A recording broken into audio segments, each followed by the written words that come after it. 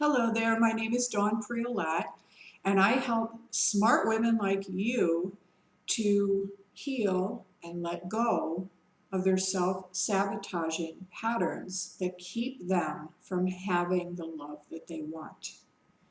And so in today's video, what I want to talk to you about, well, let me ask you a question. Have you been accused, maybe by your friends, of being that kind of person who stays way past the expiration date in a relationship? Maybe you're in a relationship right now and you're trying to figure out, should I stay, should I go? And maybe you've gotten to the point where it's like, you know what, I've cried all the tears. I've done the tapping on the sadness, the anger, the whatever. I've tried asking for what I want in a respectful way, and I'm still not getting anything that I need or want from this relationship. I'm really not getting anything, which, by the way, is one of the key ways that you can tell that it's time to move on, is when you ask yourself the question, like, what am I getting out of this? And if the answer is absolutely nothing, for most sane women, that would be the time to say, okay, I'm going to exit stage left now. It's time for me to go. But so if you're having a hard time with that, and maybe you're starting to realize that, you know what? I'm not even really staying here for myself. I'm staying here more because I'm worried about him. I don't want to hurt him.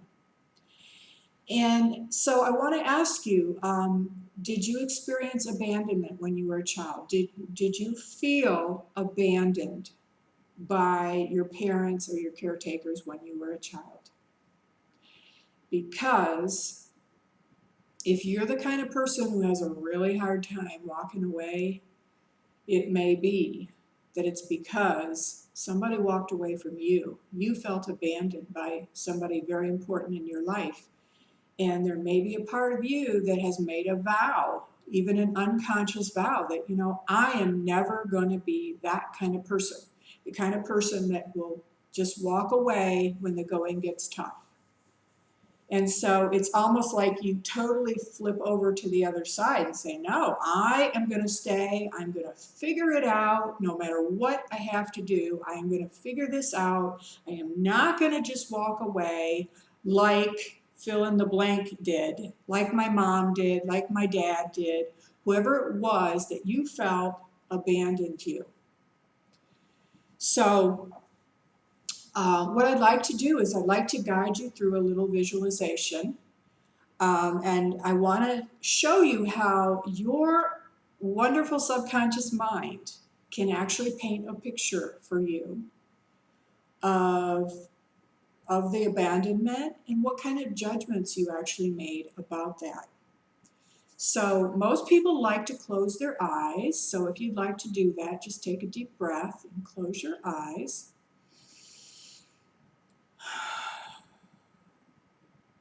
And just see if your mind could paint you a picture of a child, a younger version of you, probably below the age of 7, maybe 3, maybe 5, somewhere around there, or maybe 6 or 7, could be.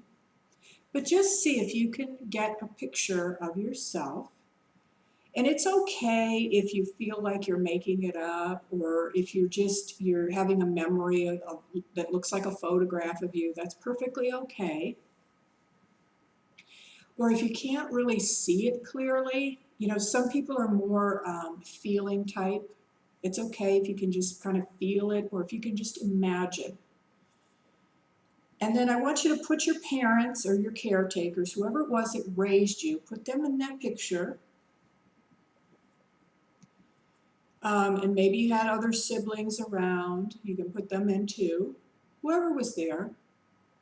And I want you to just see if you could even get this picture so clearly that maybe you could even see what you're wearing. Okay? Notice what you're wearing. Notice where you're at, who's around you. And I want you to just see if you can get a feeling. Does that child feel safe?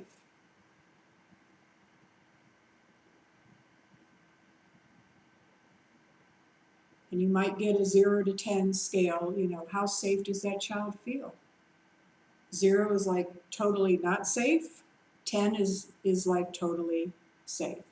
So how safe does that child feel? Just see if you get a number. And the other thing I'd like you to see is what's going on in that home. Is there chaos? Is there anxiety? Is there fighting? Is there arguing? Is the child sitting there alone? Does the child feel like they fit in? Or does that child feel lonely? Does that child feel valued, appreciated, adored, cherished? Or does that child just pretty much feel ignored by the parents? Just notice, is that child feeling alone and abandoned?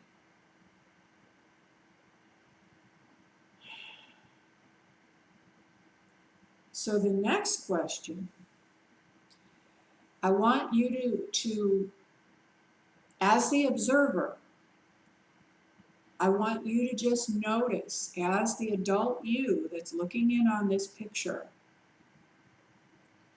at that child who's sitting there, maybe feeling alone, feeling abandoned, feeling like ignored.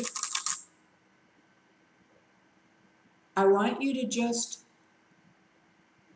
if you could judge, let yourself be as judgmental as you can possibly be. What is your judgment about those parents? Really let yourself be judgmental. Do you judge them as being irresponsible? Do you judge them as being very self-serving or selfish? Do you judge them as being immature? Do you judge them as maybe being a little bit mentally and emotionally damaged or something wrong with them? What is the judgment? Just let yourself be as judgmental as you can be of those parents. How do you judge parents like that, who leave their child feeling abandoned like that, who ignore their children, who aren't really there for them? What's the judgment?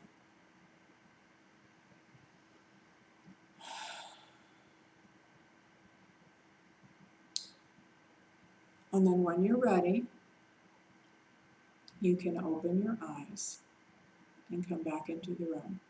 Maybe kind of stomp your feet on the floor, come back totally into your body, into the room.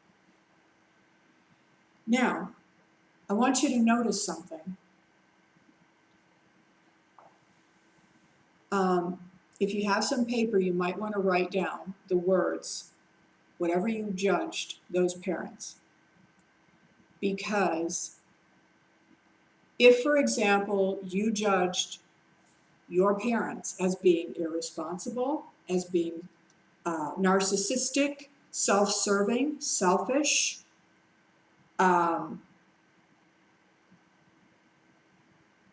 whatever you judge them to be, irresponsible is the one that comes up a lot for me. Whatever you judge them to be, guess what? You, and you can check in with this, check in with yourself and see if this resonates with you. You may have made a vow to never, ever be like them. In other words, I am never going to be irresponsible like that. I am never going to be selfish like that. I am going to be totally giving, totally responsible. I am never going to be seen as self-serving. I would just die if somebody were to ever judge me as being self-serving or selfish or narcissistic, any of that. It would just absolutely, I would just be horrified if anyone were to ever accuse me of that. Now, the purpose of this exercise was I want you to look honestly at this and what's going on with your relationships. Are you holding on to the relationship so long because you've made an unconscious vow to never be like your parents, to never be that kind of person that would walk away when the going gets tough? Do you judge people like that, who don't hang in there and who are self-serving, selfish, self-centered? You know, is that how you judge somebody like that? Have you been judging yourself maybe like that? And so I'm going to do a round of EFT tapping with you for this, because what we want to get to is a place of balance where, because are there times when you do need to be self-serving, right? Don't you need to sometimes be a little selfish? Don't you sometimes want to be irresponsible every now and then? And what happens is, if you made a vow to always, always be responsible, are you being overly responsible? For example, are you taking all of the responsibility for everything that happens in the relationship? I've had friends say this to me in the past. And so, you know, when you become like that, it's like you actually, in a way, you feel like you're actually responsible for their feelings, which is why you won't leave. Because you don't want them to be hurt the way that you were hurt when someone turned their back on you. So let's do some EFT tapping on that and see if we can just begin to clear up some of this vow. And the judgment. Because anytime you judge somebody, guess what? You don't get to be like that. And you want to have this be in balance. Even though I totally judge my parents as being irresponsible, totally self-centered, totally mentally and emotionally screwed up. And maybe I made an unconscious vow to never, ever be anything like that. And maybe it's creating some problems in my relationships now. And I just honor the clarity that I'm getting about this. Even though I totally judge my parents. They were irresponsible. They were totally self-centered. They were too much into their own drama. They were immature. They should have never had kids if they were going to just ignore them. I totally judge my parents, and I made a vow about that. I made a vow that I was never, ever going to be like that. I was never going to be irresponsible like that. I was never going to abandon anyone like that.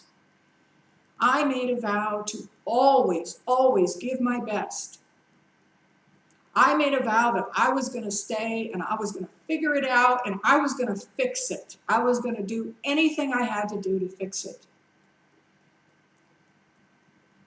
I made a vow that nobody was ever going to accuse me of being self-centered or selfish or immature. Oh no, not me. I'm not like that. I am totally, totally giving. Totally, totally responsible.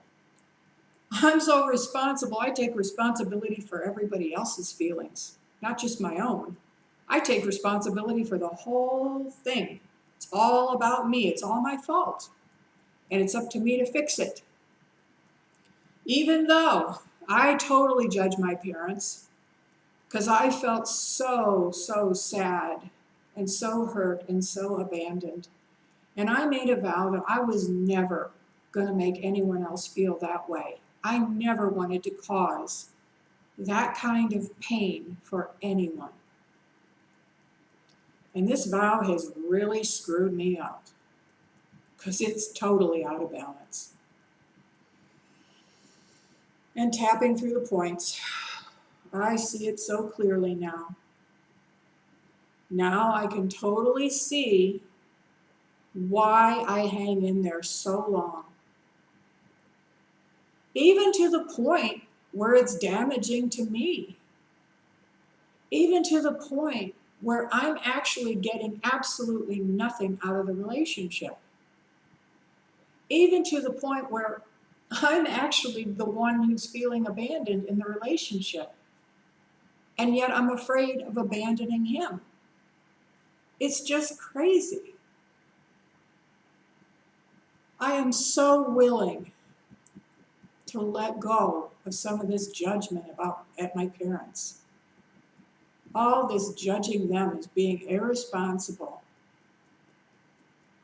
And all the hurt and the pain that I went through. I am really willing to heal this. And I love and accept myself, even though I have this unconscious vow that's really keeping me feeling stuck in relationships. That's really making me feel totally, totally responsible for everything that happens. And maybe staying a lot longer than I should. Because sometimes when I stay in a relationship and I'm not getting what I want, and I'm not speaking up, which is why things get stuck in my throat,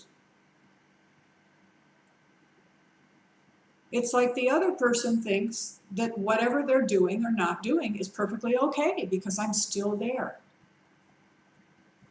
And sometimes the very thing that is necessary to start moving a relationship forward is sometimes you have to let it go.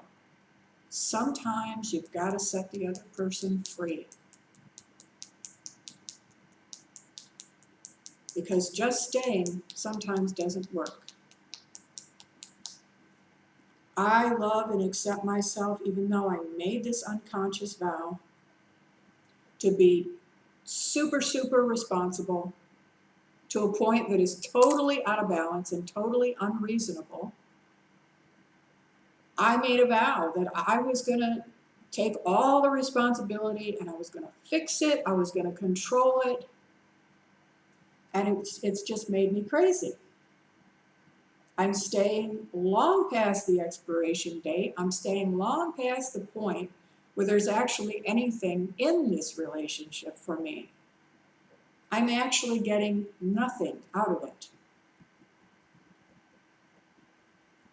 And maybe I'm just staying because I don't want to hurt him.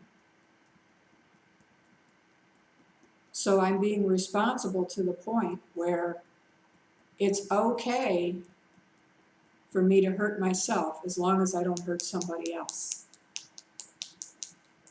I am so willing to let go of this vow and all of the crazy behavior that comes with it. Okay, take a deep breath.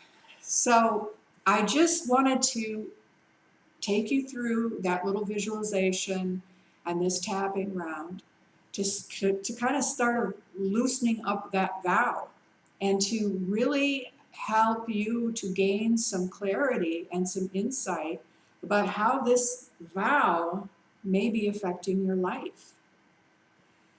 So I hope that was helpful for you. Again, my name is Dawn Priolat, and I'll see you in the next video.